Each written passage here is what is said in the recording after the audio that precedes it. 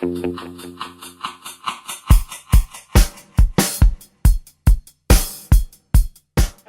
balorazio oso ona egiten dugu. Hasi ziren txupinazo oso indartsua izan da, eskolako gurasoen elkarteak bota txupinazoa urten eta hauren izan da pregoia, ez da? Eta hauren pregoia nola dola markate ditu jaiak, mezu oso indartsua, Palestinaren alde, feminismoaren alde, matxismo eta eraso matxisten kontrakoa, baita eskola publikoaren eta gure eskola txikiaren alde ere.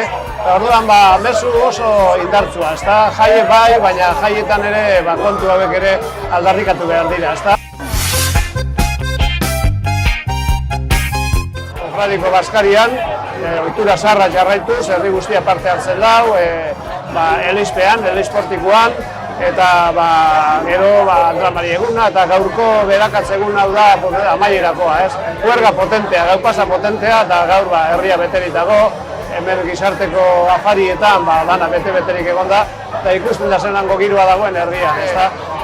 Eraso matxisten aurkako protokoloa egin dugu, eta protokolo hori oso ondo antolatua, eta zorionez ez da izan horako konturik, eta alde horretatik ere oso pozik gagoz, ez da? Ze azken baten eraso matxisten kontua da lakra bat zabaltzen ari direla kastar guztietan, da jaietan bereziki, eta zentzu horretan pozik, hemen ez dalako gertatu horako konturik.